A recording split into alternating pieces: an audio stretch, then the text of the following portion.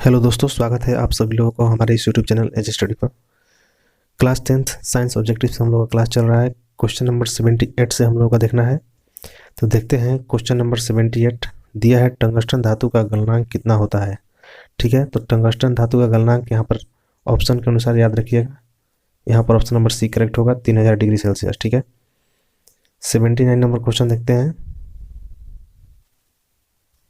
Nichrome में कौन कौन से तत्व होते हैं। ठीक है, नाइक्रोम में कौन कौन से तत्व होते हैं। तो नाइक्रोम में याद रखिएगा निकिल प्लस क्रोमियम, नाम से ही स्पष्ट है नाइक्रोम। ठीक है, नाइस हो गया आपका निकेल। ठीक है, और प्लस क्रोमियम, निकेल और क्रोमियम से मिल करके आप लोगों का नाइक्रोम बना है। ठीक है, तो यहाँ पर हो जाएगा option number A correct. 80 number देखते हैं। 80 नंबर क्या बोला जा रहा है। परिपथ की सुरक्षा के लिए किस युक्ति का उपयोग किया जाता है। यानी जो विद्युत परिपथ है, मान लीजिए हम लोग को घर में करंट आ रहा है, तो इसको सुरक्षा प्रदान करने के लिए हम लोग क्या करते हैं, तो हम लोग क्या करते हैं कि बीच में कहीं कोई भी वायर में बीच में क्या करते हैं, एक प्रतिरोध जोड़ देते हैं, ये फ्यूज जोड़ देते हैं। ठीक है, क्या जोड़ते हैं यहाँ पर हम लोग, फ्यूज लगा देते हैं। और फ्यूज में एक पतला सा तार लगा देते हैं कि जब भी मतलब ज़्यादा वोल्टेज आएगा तो ये फ्यूज तार जो क्या होगा, ब्रेक हो जाए, टूट जाए। ठीक है, तो यहीं से हम लोग याद रखेंगे कि परिपथ की सुरक्षा के लिए, यानी विद्युत से हम लोगों का जो वायर आ रहा है उसकी सुरक्षा के लिए हम लोग विद्युत फ्यूज का उपयोग करते हैं। ठीक है, जिससे कि बड़ी बड़ी खतराएं टल जाती है। अगर ज़्यादा वोल्टेज आए या फिर घर में किसी तरह का घटना है तो फ्यूज जो होगा आप लोगों का जल जाए, इसीलिए हम लोग फ्यूज का उपयोग करते हैं। ऑप्शन नंबर ए करेक्ट होगा।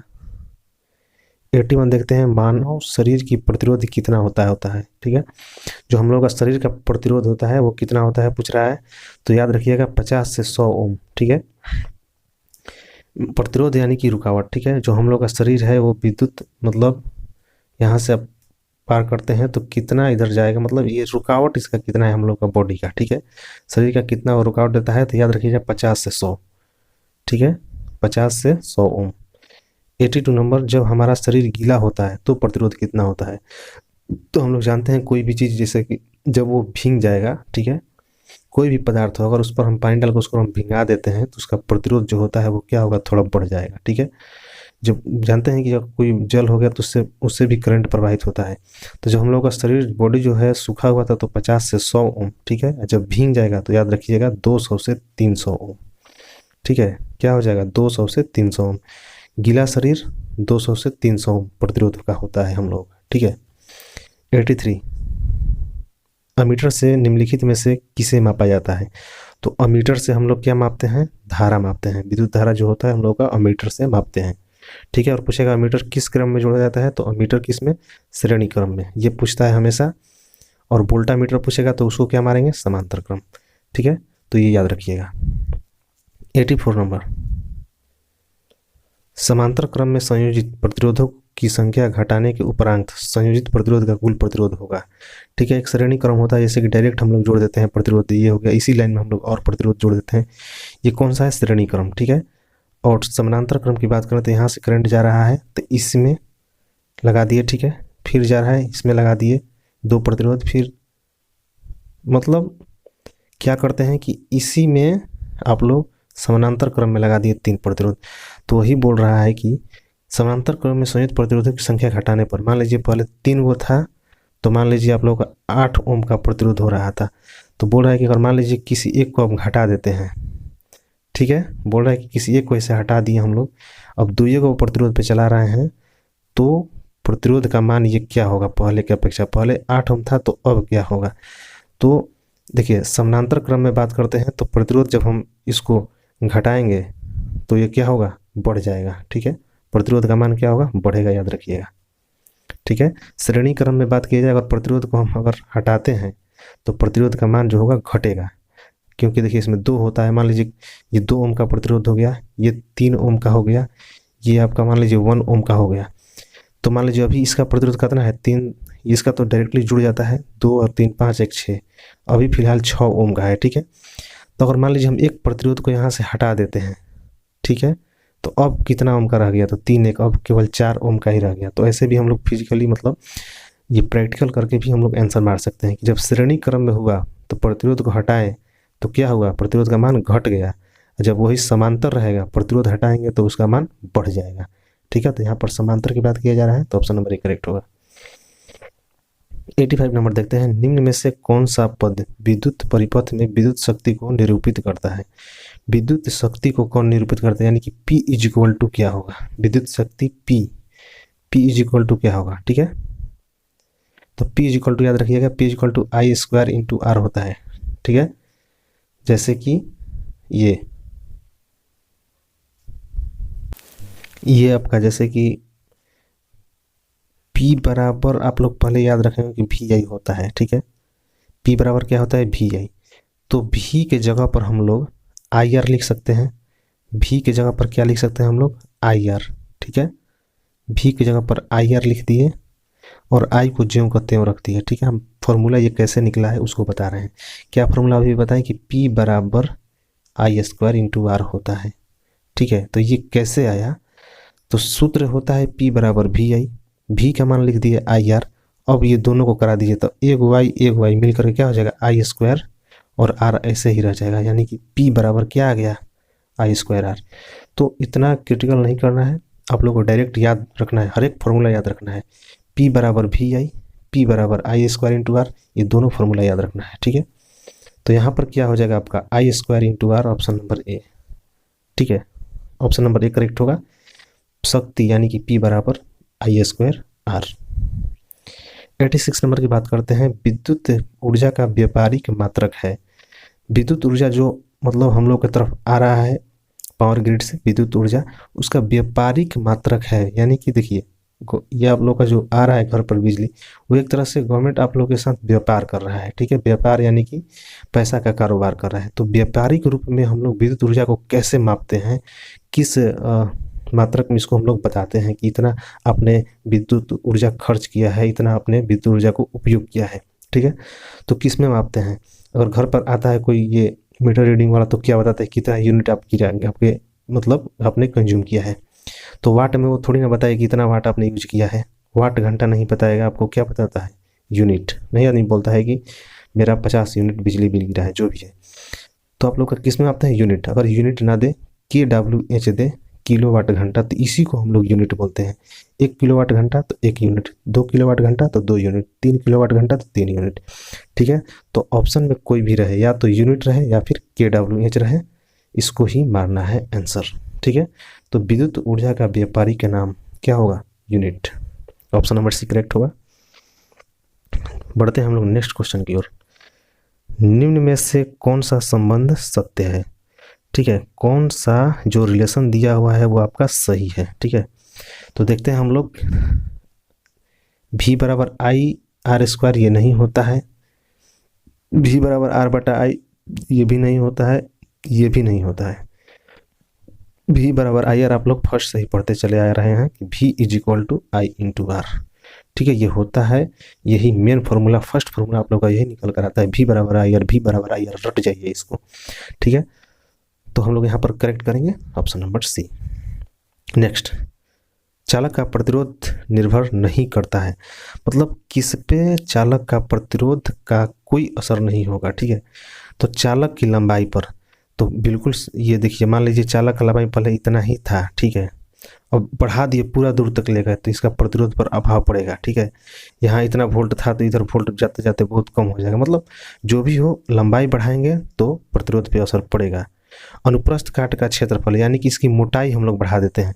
वायर आपका बहुत कम mm का है, इसको मोटा कर देते हैं, तो अब देखते हैं क्या होता है। तो प्रतिरोध जरूर कुछ ना कुछ बढ़ेगा या फिर घटेगा, यानी प्रतिरोध पे असर पड़ेगा। ठीक है, तो ये भी नहीं होगा आपका, ऑप्शन नंबर ए नहीं होगा, बी नहीं होगा।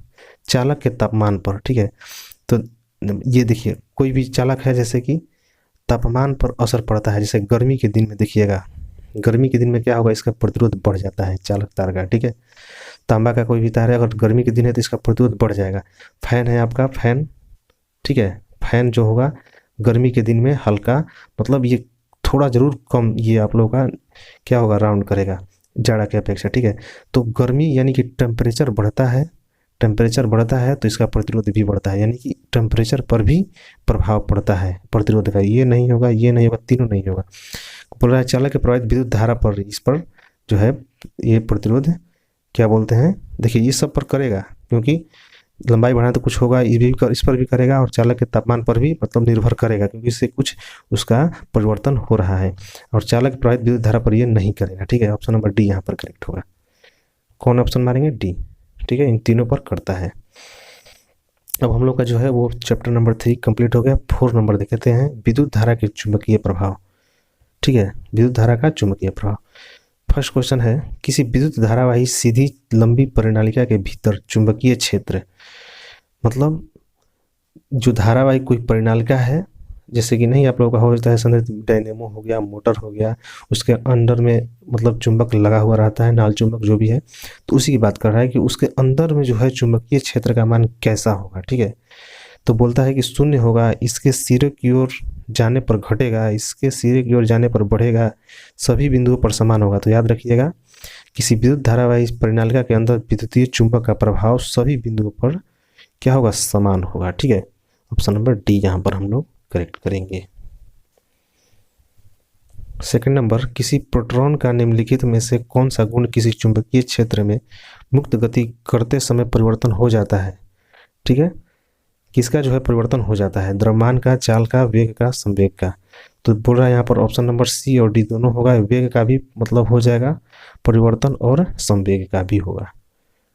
ठीक है, थर्ड नंबर देखते हैं, पश्चिम की ओर प्रक्षेपित कोई धनावेश कण अल्फा कण किसी चुंबकीय क्षेत्र द्वारा उत्तर की ओर विक्षेपित हो जाता है तो चुंबकीय क्षेत्र की दिशा होगी। ठीक है, देखिए जैसे कि ऐसे आप देखिएगा, मतलब मान लीजिए पश्चिम की ओर, जैसे ये हो गया आपका। ठीक है, तो पश्चिम की ओर यानी इधर पश्चिम की ओर प्रक्षेपित कोई धनावेशित कण किसी चुंबकीय क्षेत्र की उत्तर दिशा की ओर विक्षेपित हो जाता है, यानी कि यहाँ से उत्तर कहाँ है, नॉर्थ यहाँ पे है, उत्तर की ओर विक्षेपित हो जाता है, इधर हो जाता है। ठीक है, तो बोल रहा है कि चुंबकीय क्षेत्र की दिशा क्या होगी, तो बताओ ऊपर हो गया, यानी कि यहाँ पर हम लोग मारेंगे ऊपरी मुखी। ठीक है, ऑप्शन नंबर डी ऊपरी मुखी। याद करने के लिए से पता है, ध्यान पर रहेगा कि पश्चिम की ओर है और ये उत्तर की ओर हो गया। ठीक है, तो ये ऊपरी मुखी चुंबकीय बल यहाँ पर होगा, चुंबकीय क्षेत्र। ऑप्शन नंबर डी यहाँ पर करेक्ट करेंगे।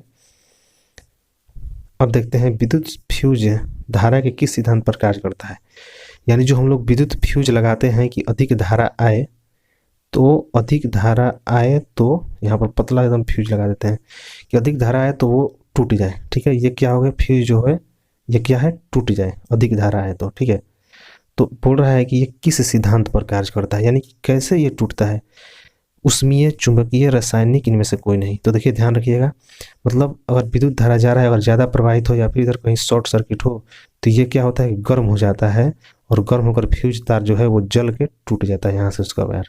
ठीक है, तो जल जाता है, गर्म हो जाता है, यानी कि उष्मीय प्रभाव ये इस पर पड़ता है तभी टूटता है। देखिए कभी फ्यूज जब टूट जाएगा तो वहाँ पर निकाल कर देखिएगा तो वहाँ पर जल राख टाइप का लगेगा कि यहाँ पर कुछ आग लगा हुआ था। ठीक है, तो उष्मीय प्रभाव पर ये कार्य करता है विद्युत फ्यूज, याद रखिएगा। ठीक है, बढ़ते हैं हम लोग third number question, 5 number question. ठीक है, बोल रहा है कि बैटरी से किस प्रकार की धारा प्राप्त होती है, जो हम लोगों का घर में यूज करते हैं बैटरी, तो बोल रहा है कि इससे कौन सी धारा प्रवाहित होती है। तो हमेशा शुरू से ही बताते चला है कि जो बैटरी का जो होगा वो डीसी होगा, जो ये हम लोग का उधर से आएगा करंट वो भी क्या होगा, एसी होगा। तो बैटरी से हमेशा जो भी होगा इसमें क्या होगा, डीसी यानी कि डायरेक्ट करंट, यानी कि दिष्ट धारा, क्या बोलते हैं, दिष्ट धारा। तो ऑप्शन नंबर ए करेक्ट होगा। ठीक है, बैटरी से कौन सी धारा हम लोग लेते हैं, तो दिष्ट धारा। 6 नंबर की बात करते हैं, विद्युत चुम्बकीय प्रेरण की खोज किसने की थी। जो विद्युत चुम्बकीय प्रेरण है उसका खोज फैराडे, मैक्सवेल, एम्पियर या फिर फ्लेमिंग। तो याद रखिएगा, विद्युत चुम्बकीय प्रेरण का खोज माइकल फैराडे ने किया था। माइकल फैराडे ने विद्युत चुम्बकीय का खोज किसने किया था, तो माइकल फैराडे ने। ऑप्शन नंबर ए होगा। 7 नंबर क्वेश्चन, 7 नंबर क्वेश्चन आपका दिया है, विद्युत जनित्र का सिद्धांत आधारित है। विद्युत चुम्बकीय, ये विद्युत जनित्र का सिद्धांत किस पर आधारित है। विद्युत जनित्र यानी कि जो हम लोग जनरेटर का यूज करते हैं, जिससे हम लोग की क्या करते हैं, करंट हम लोग उससे उत्पन्न कराते हैं। ठीक है, तो किस सिद्धांत पर कार्य करता है, तो देखिए ऑप्शन, विद्युत धारा के उष्मीय प्रभाव पर, प्रेरित विद्युत पर, प्रेरित चुंबकत्व पर, विद्युत चुम्बकीय प्रेरण पे। तो जब हम लोग जनित्र यूज करते हैं, देखिए उसके अंदर जो होता है नाल चुंबक लगा रहता है। ठीक है, नाल चुंबक लगा रहता है और उसके बीच में कुंडली को हम लोग क्या करते हैं, घुमाते हैं। ठीक है, इसको घुमाते हैं तो क्या होता है, विद्युत हम लोग का मिलता है। ठीक है, जनित्र से। तो ये किस सिद्धांत पर कार्य करता है, तो विद्युत चुम्बकीय प्रेरण। क्या बोलेंगे यहाँ पर, विद्युत चुम्बकीय प्रेरण पर ये काम करता है। ऑप्शन नंबर सी करेक्ट होगा। विद्युत जनित्र किस पर कार्य करता है, तो विद्युत चुम्बकीय प्रेरण पर, याद रखिएगा। 8 की बात करते हैं क्वेश्चन नंबर। तो तांबे के तार की एक आयताकार कुंडली किसी चुंबकीय क्षेत्र में घूर्णित गति कर रही है। इस कुंडली में प्रेरित विद्युत धारा की दिशा में कितने परिभ्रमण के पश्चात परिवर्तन होता है। यानी जो है उसका दिशा जो होता है हमेशा बदलता रहता है, ठीक है। जो कुंडली नाचता है उसमें तो बोलता है कि वो कितने परिभ्रमण पर उसका जो है दिशा बदल जाता है। तो याद रखिएगा, आधे जब घूमेगा तो उसका दिशा बदल जाएगा, ठीक है। जैसे ये होता है ना, तो यहाँ पर जो ये पदार्थ ऐसे लगाया जाता है तो बीच में देखिएगा कट टाइप का रहता है, ठीक है। जब ये एक आधा बार घूमेगा तो इसका दिशा बदल जाएगा, ठीक है। जो आप लोग उसको तोड़िएगा तो देखने को मिलेगा। देखिए 9 नंबर, निम्नलिखित में से कौन सी लंबे विद्युत धारावाही तार के निकट चुंबकीय क्षेत्र का सही वर्णन करता है, ठीक है। चुंबकीय क्षेत्र की क्षेत्र रेखाएं तार के लंबवत होती है। चुंबकीय क्षेत्र की क्षेत्र रेखाएं तार के समानांतर होती है। चुंबकीय क्षेत्र की क्षेत्र रेखाएं आर्य होती है जिनका उद्भव तार से होता है। चुंबकीय क्षेत्र की संकेंद्रीय क्षेत्र रेखाओं का केंद्र तार होता है, ठीक है। तो आप लोग यहाँ पर जो है ऑप्शन नंबर डी होगा, चुंबकीय क्षेत्र की क्षेत्र रेखाओं का केंद्र तार होता है। देखते हैं 10 नंबर क्वेश्चन दिया है, विद्युत चुंबकीय प्रेरण की घटनाएं, ठीक है। तो यहाँ पर देखते हैं, किसी वस्तु की आवेशित करने की प्रक्रिया, किसी कुंडली में विद्युत धारा प्रवाहित होने के कारण चुंबकीय क्षेत्र उत्पन्न करने की प्रक्रिया, कुंडली तथा चुंबक के बीच आरोपित गति के कारण कुंडली में प्रेरित विद्युत धारा का उत्पन्न करना। तो ये जो विद्युत चुंबकीय प्रेरण की घटना यही है कि कुंडली और चुंबक, जैसे ये बताया ना, ताल चुंबक लगा रहता है और बीच में जो है कुंडली रहता है, इसमें जो है तार लपेटा रहता है, ठीक है। तो इसका जो है अपेक्षित गति जब हम इसको घुमाते हैं तो उसमें प्रेरित विद्युत धारा उत्पन्न होता है, ठीक है। तो यही जो है हम लोग का ऑप्शन नंबर सी करेक्ट होगा। यहाँ पर हम लोग सी पर क्लिक करेंगे, ठीक है। देखते हैं 11 नंबर क्वेश्चन, विद्युत धारा उत्पन्न करने की युक्ति को कहते हैं। जो विद्युत धारा उत्पन्न करता है उसको हम लोग क्या बोलते हैं। एमीटर तो भाई नापता है, गैल्वेनोमीटर भी नापता है अल्प प्रतिरोध, ठीक है। यहाँ पर क्या बोलता है, विद्युत धारा उत्पन्न, मोटर जो है ये तो विद्युत लेगा और ये क्या बोल देगा, यांत्रिक ऊर्जा में बदलेगा, तो ये भी विद्युत ऊर्जा उत्पन्न नहीं करता। जनित्र जो होता है, जनरेटर जिसको हम लोग बोलते हैं, वो क्या करता है, विद्युत धारा उत्पन्न करता है, करंट उत्पन्न करता है, ठीक है। आपने देखे होंगे हमेशा कहीं ना कहीं आप जनरेटर सभी लोग देखे हैं, तो क्या करता है जनरेटर उसी को हम लोग जनित्र बोलते हैं, वो क्या करता है, विद्युत धारा उत्पन्न करता है। ऑप्शन नंबर 1 करेक्ट होगा। देखते हैं 12 नंबर क्वेश्चन, किसी एसी जनित्र तथा डीसी जनित्र में एक मूलभूत अंतर यह है कि एसी जनित्र और डीसी जनित्र में मूलभूत क्या अंतर है, ठीक है। तो देखिए यहाँ पर क्या बता रहा है, ऑप्शन नंबर डी यहाँ पर बोला जा रहा है कि एसी जनित्र में सर्पी वलय होते हैं जबकि डीसी जनित्र में दिक् परिवर्तन होता है, ठीक है। यहाँ पर ऑप्शन नंबर डी बताया गया, यही सही होगा, इसको देख लीजिएगा। एसी जनित्र में सर्पी वलय होता है और डीसी जनित्र में दिक्पात, क्या बोल रहा है, दिक् परिवर्तन होता है, ठीक है, यानी कि दिशा परिवर्तन होता है। अब देखिए 13 नंबर क्वेश्चन देखते हैं हम लोग, लघुपथन यानी उसको बोलते हैं हम अतिभारण के समय परिपथ में विद्युत धारा का मान क्या होता है। लघुपतन अतिभारण यानी कि जो हम लोग का 2 वायर आ रहा है, कहीं पर शॉर्ट सर्किट हो गया, ठीक है, दोनों तार टूट गया है, शॉर्ट सर्किट हो गया, तो उस समय क्या होता है। तो बताएं, जब शॉर्ट सर्किट हो ये सब तार क्या हो जाएगा, जलने लगेगा, यानी कि अधिक धारा इसमें क्या होगा, प्रवाहित होने लगेगा, यानी कि विद्युत धारा का मान बहुत बढ़ जाएगा। यहाँ पर कौन सा ऑप्शन मारेंगे, ऑप्शन नंबर सी देखिएगा, बहुत अधिक बढ़ जाएगा। जब होगा अतिभारण तो विद्युत धारा का मान बहुत ज़्यादा बढ़ जाएगा। ऑप्शन नंबर सी करेक्ट होगा। देखते हैं 14 नंबर क्वेश्चन, डायनेमो से किस प्रकार की धारा प्राप्त होती है, ठीक है। तो डायनेमो से जो हम लोग का होता है, डायनेमो यांत्रिक ऊर्जा से विद्युत ऊर्जा में बदलता है, तो उससे बोल रहा है कि दोनों धाराएं हम लोग प्राप्त कर सकते हैं, एसी भी धारा और डीसी धारा, दोनों धारा हम लोग प्राप्त कर सकते हैं, ठीक है। तो दोनों यहाँ पर आप लोग आंसर मारिएगा। यहाँ पर देखिए 15 नंबर, विद्युत बल्ब के भीतर, जो विद्युत बल्ब होता है, ठीक है, विद्युत बल्ब का भीतर फिलामेंट हो गया, विद्युत बल्ब के भीतर निर्वात रहता है, यानी कि भीतर कुछ नहीं रहता है, बिल्कुल नहीं, उसमें गैस तो भरा रहता है, आर्गन गैस भरते हैं, निष्क्रिय गैस भरते हैं, तो ये आपका नहीं होगा। वायु भरी रहती है, ठीक है, तो वायु भरी तो रहती है, लेकिन वो कौन सी वायु भरी रहती है यहाँ पर स्पष्ट नहीं किया है। अभी और ऑप्शन देखेंगे हम लोग। निष्क्रिय गैस भरी रहती है, तो देखिए इससे ज़्यादा आंसर ये सटीक है, निष्क्रिय गैस। अगर ये नहीं रहता तो वायु भरी थी, भी हम लोग मार सकते हैं, ठीक है। उसमें ये जो है गैस एक तरह से वायु ही ना है, आर्गन, ठीक है, तो यहाँ पर जो है करेक्ट आंसर बता दिया है ऑप्शन नंबर सी कि निष्क्रिय गैस भरी रहती है। बिल्कुल सही बात है। जो हम लोगों का विद्युत बल्ब रहता है उसमें हम लोग का क्या रहता है, निष्क्रिय गैस, ये आर्गन गैस भरा हुआ रहता है मरकरी वेपन के साथ। ठीक है, तो ऑप्शन नंबर यहाँ पर सी करेक्ट होगा, निष्क्रिय गैस। 16 नंबर क्वेश्चन देखते हैं। दिया है दी गई वोल्टता के स्रोत से जुड़े किसी चालक में प्रति सेकंड उत्पन्न ऊष्मा होती है। ठीक है, तो उत्पन्न ऊष्मा क्या होती है, धारा के वर्ग के समानुपाती, आई स्क्वायर आर टी होता है क्यू बराबर, तो आई का स्क्वायर यानी कि धारा के जो है वर्ग के समानुपाती होता है क्या जी, ऊष्मा। ऑप्शन नंबर बी यहाँ पर करेक्ट होगा, धारा के वर्ग के समानुपाती होता है। ठीक है, तो हम लोग यहीं तक रहने देते हैं। अब 2 से 3 क्लास में आप लोगों का जो है फिजिक्स खत्म हो जाएगा, फिनिश हो जाएगा। ठीक है, फिजिक्स आप लोगों का फिनिश हो जाएगा।